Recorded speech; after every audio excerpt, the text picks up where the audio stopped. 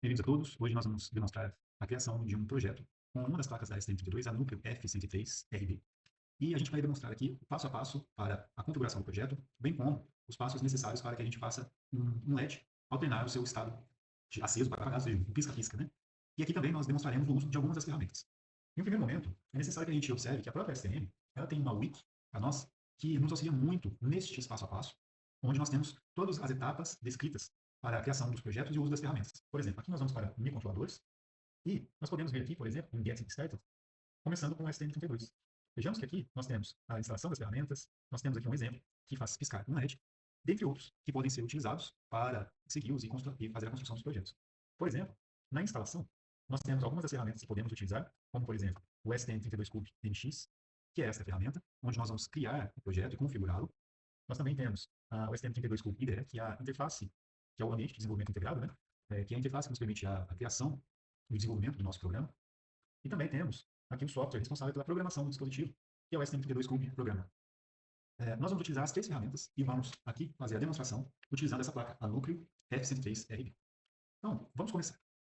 Vamos abrir aqui o STM32Cube NX e vamos criar um projeto a partir desta placa que nós temos disponível. Então, nós vamos começar o projeto a partir de uma placa ST e vamos abrir aqui o seletor de placas.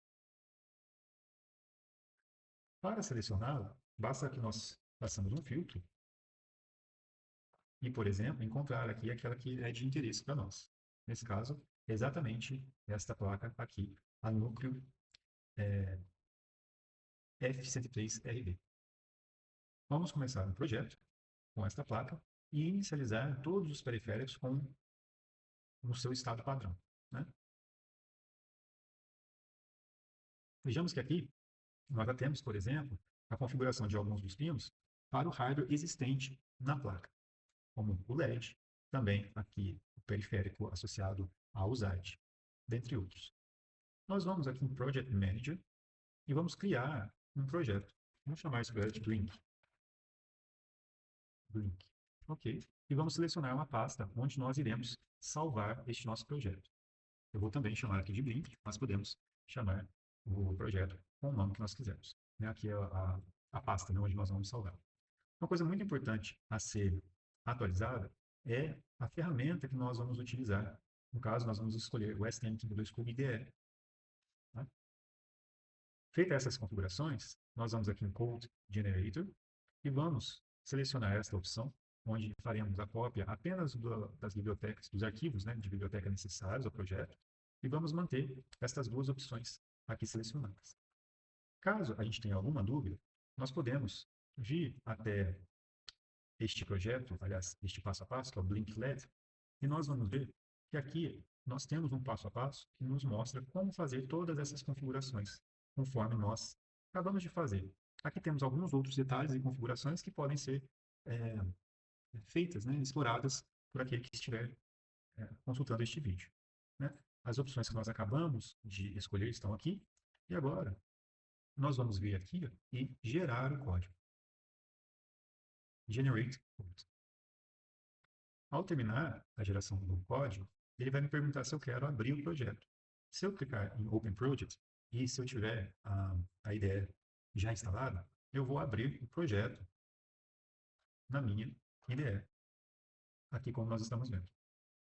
Vejamos que a estrutura do projeto, na parte Core, me permite acessar, por exemplo, os arquivos fonte, incluindo o main.c. O main.c é onde nós poderemos incluir o código necessário para fazer o LED piscar. Né? Todas as outras configurações nós vamos deixar no seu formato padrão. Aqui, então, no loop principal, nós temos um espaço necessário para um espaço destinado à inserção de um código que é do desenvolvedor. E este espaço ele precisa ser respeitado porque se nós fizermos alguma alteração aqui no nosso projeto e gerar o código, esses espaços que aqui estão vão ser mantidos pela ferramenta e não serão apagados. Caso eu escreva algo fora desses espaços destinados, eu corro, então, o risco de ter o meu código perdido ou sobrescrito. Então, vamos escrever aqui o código associado ao necessário para fazer o LED inverter o seu estado. Se nós viermos aqui na pasta de inclusão, nós temos o main.h, né? E nós vemos aqui que algumas definições estão relacionadas aos nomes dados aos pinos e aos seus portais. Por exemplo, aqui eu tenho o LED 2, o GPIO port, associado ao GPIO A, e o LED 2, pin, associado ao pino 5 deste port. Então, vamos pegar esses nomes aqui e vamos utilizá-lo ali no nosso código principal. Nós vamos escrever aqui, all, underline. Você pode apertar Ctrl, espaço, para que ele te mostre algumas opções. Vamos escrever aqui GPIO e vamos aqui no toggle pin, que é este aqui. Aqui, nesse primeiro espaço, nós vamos colocar a definição para o GPIO port e aqui nós vamos colocar o nome do pino. Também está aqui. Vou eu aqui, vou voltar aqui no meu main e vou pular aqui. Ponto e vírgula. E agora eu posso dar um intervalo entre as mudanças de estado para que eu possa visualizar esta mudança, né, de LED apagado para LED aceso. Então vamos colocar how underline delay. E vamos colocar aqui 500 milissegundos. Ok. Com isso nós podemos aqui compilar o nosso programa e ele então me gera o arquivo que eu vou precisar para gravar posteriormente o meu microcontrolador, que no caso é esse blink.elf. Ok, vamos então agora para a parte do hardware. Nós temos aqui então a nossa plaquinha e nós vamos fazer algumas configurações dos jumpers que são necessários para que eu possa gravar este microcontrolador. Tá? Então vamos lá aqui nesse User Manual, que é o UM1724, que mostra, né, as informações associadas às placas núcleo, alguns modelos dela, né, incluindo a F103RB que nós estamos utilizando. Vejamos que aqui, nesta placa, eu tenho um conjunto de jumpers que precisam ser configurados para que eu possa gravar este microcontrolador. A depender da configuração, a configuração dos jumpers, eu posso utilizar essa parte superior como um gravador para o microcontrolador externo aqui, né, no nosso próprio sistema proprietário, e eu então gravo o meu microcontrolador, por exemplo, na própria placa. Para isso é necessário que eu faça algumas configurações. Aqui, nesta imagem, nós já temos uma configuração que, que pode ser utilizada para que nós façamos a gravação desse microcontrolador. Nós temos aqui um jumper 1, que é esse jumper aqui, na imagem acima no canto direito, eu tenho esse jumper aqui. Nós temos também este jumper 5 aqui, que também precisa ser configurado, e ele vai estar ali para o lado direito. Nós temos esse jumper 6, que é este outro. E temos esse jumper aqui, que é o CN2. Quando ele está fechado, vejamos aqui o símbolo dele fechado, nós então estamos também selecionando a gravação desse microcontrolador. Então, observe que aqui esse jumper ele vai estar aberto. Esses dois jumpers, que são o CN2, eles vão estar fechados. O jumper 5 ele vai estar para o lado do U5, né, esse lado aqui direito. Né? E esse jumper aqui vai estar fechado, que é o jumper 6. Se vocês ficarem na dúvida com relação às informações, basta que a gente venha aqui nesse Quick Start, onde nós vamos ter justamente as opções ou as informações necessárias para a configuração dos jumpers, caso eu queira fazer a programação deste microcontrolador. Olha lá, o jumper 1 está fora, o jumper 5, que é o power, ligado no U5V, né, 5 volts. O jumper 6 vai estar no IDD, vai estar fechado, e o CN2 ele vai estar também fechado, né, para que eu possa fazer a gravação do microcontrolador.